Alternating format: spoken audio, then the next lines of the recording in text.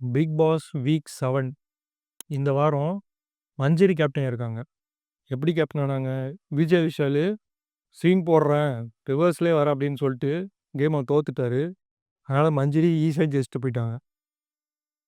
இந்த மஞ்சரி கேப்டன் ஆனாலும் ஆனாங்க. சரியான தலைவலிங்க இந்த வாரம். ராணாவ போட்டு கத்துறது, அருண் கூட சண்டை போடுறது. இவங்க டாஸ்க் பண்றாங்களா, கேப்டனா இருக்காங்களான்ட்டு சொல்லிட்டு பாய்ஸ் டீம் கன்ஃபியூஷன் ஆயி மஞ்சரிய பிடிச்சு கடிச்சு வச்சுட்டானுங்க. மஞ்சரியும் கன்ஃபியூஸ் ஆயிட்டாங்க. கன்ஃபியூஸ் ஆனா மத்த கண்டஸ்டன்ட் சும்மா விடுவாங்களா? எல்லாரும் தலை மேல ஏறி ஆட ஆரம்பிச்சுட்டாங்க. மஞ்சரி இந்த வாரம் செம்ம டவுனு. அடுத்து கண்டஸ்டன்ட் ஸ்வாப்பு. பாய்ஸ் டீமுக்கு ஆனந்தி போயிருக்காங்க. கேர்ள்ஸ் டீமுக்கு சத்யா போயிருக்காரு. புதுசா அனுப்பிச்சிருக்காங்க 2 பேருக்கும். நல்லா இருந்தது. ஃப்ரெஷ்ஷா இருந்தது. இந்த கிராசரி டாஸ்க்னு ஒண்ணு வச்சாய்ங்க. வீட்டு மளிகை சாமான் டாஸ்க்கு அப்படின்னு. கேர்ள்ஸ் எக்ஸ்ட்ரா பர்ச்சேஸ் பண்ணிட்டாங்க. அதனால மளிகை சாமான் கட்டி பிபி குடுக்கறது தான், பிக் பாஸ் குடுக்கறது தான் அவங்க வச்சு இந்த வாரம் ஓட்டணும் அப்படின்னு. இது யார் தப்பு பண்ணாங்கன்னு ஒரு ரிவ்யூ போச்சு. எல்லாரும் சாச்சனைய திருப்பி விட்டாங்க. சாச்சனா தான் தப்பு பண்ணாங்க. சாச்சனா ரூ. 3000க்குள்ள தான் எடுத்திருக்காங்க. இந்த ஜாக்லினும், அன்ஷிதாவும் தான் எக்ஸ்ட்ரா எடுத்து அமைதியா இருந்துட்டாங்க.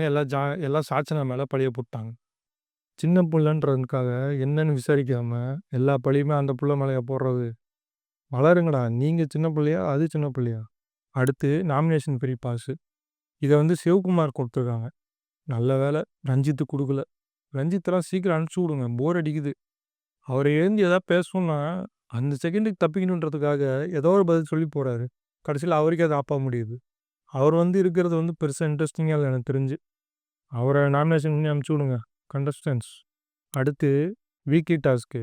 என்ன டாஸ்க்கு? ராஜா ராணி டாஸ்க். அரிமா தேசம் வர்சஸ் கோமகள் தேசம். ராஜாவா ராணவ் வந்திருக்காரு. ராணியா சாச்சனா வந்திருக்காங்க. இவங்க 2 பேரும் கெத்து கட்டுவாங்கன்னு பார்த்தா, ராஜகுருவும் படைய தளபதியும் கெத்து காமிச்சுட்டாங்க. ராஜா எழுந்தாலே இவங்க 2 பேரும் என்ன சொல்றாங்க? "ராஜா நீ எந்திரிக்காத ராஜா. இதெல்லாம் நாங்க பார்த்துக்குறோம். நீ ஏன் அதெல்லாம் பண்ற? நாங்க ஹேண்டில் பண்றோம்ன்னு" சொல்லிட்டு இவங்களே பெர்ஃபார்மன்ஸ் பண்ணிட்டாங்க. கடைசியில விஜய் சேதுபதி கேட்குறாரு, "ராஜாவும் ராணியும் ஒண்ணுமே பண்ணலையே. மக்களுமே ஹாப்பி ஆகலையே. இந்த தேசத்துல எவன் வாழ்வான்னு 2 டீமும் வச்சு செஞ்சுட்டாரு. ஒரே அசிங்கமா போச்சு ராஜா ராணிக்கும்."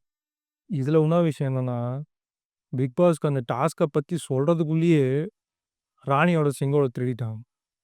அப்படியே டாஸ்க் ஆரம்பிச்சிருச்சு. இதுலயே ராணி டீம் டவுன் ஆயிடுச்சு. பாய்ஸ் டீம் மேல ஏறிட்டாங்க.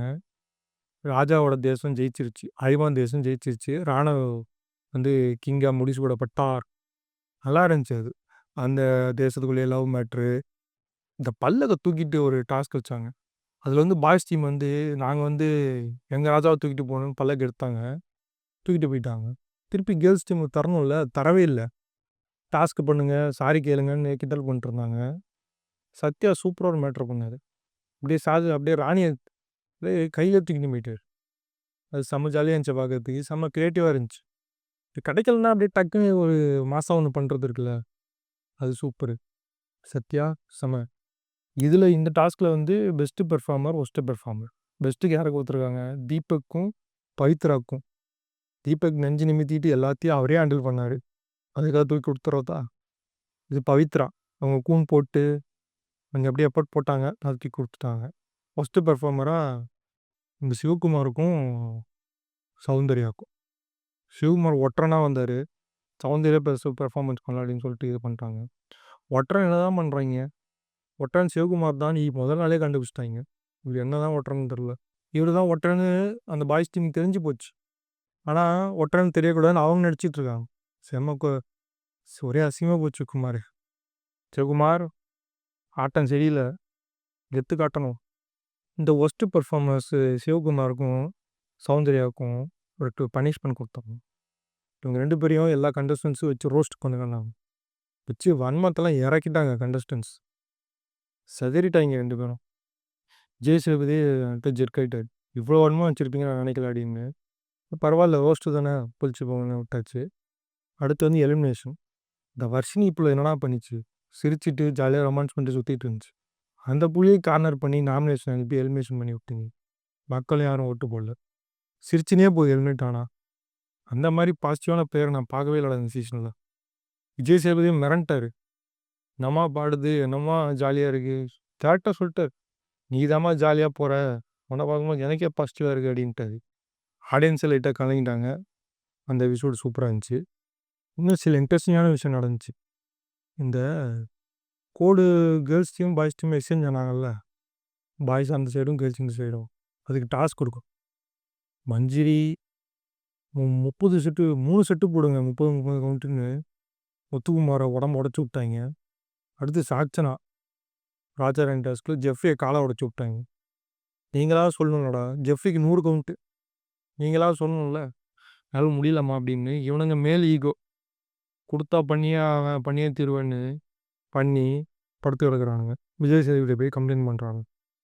செஞ்சுட்டாங்க கேர்ள்ஸ் டீம் இருக்கிற காண்டில். அடுத்து இந்த 2 இரிட்டேட்டிங் பிளேயர்ஸுங்க, இந்த மஞ்சரியும் இந்த ஆனந்தியும் பேச சொன்னால் சொல்லன்னு 15 நிமிஷம் பேசுகிறாங்க. அவங்க மேலே தப்புன்னு ஒத்துக்கவும் மாட்டுறாங்க.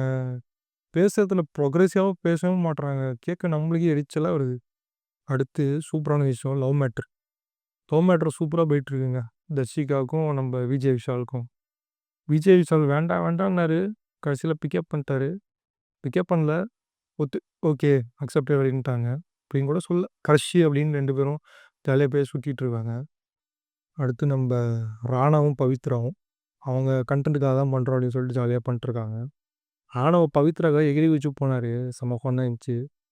இன்னொரு முக்கியமான விஷயம், பாய்ஸ் வர்சஸ் கேர்ள்ஸுன்னு இனிமேல் கிடையாது, எல்லாம் இண்டிவிஜுவல் பிளேயர்ஸுன்னு பிக் பாஸ் சொல்லிட்டாரு. கோட்டையும் எடுத்துட்டாரு.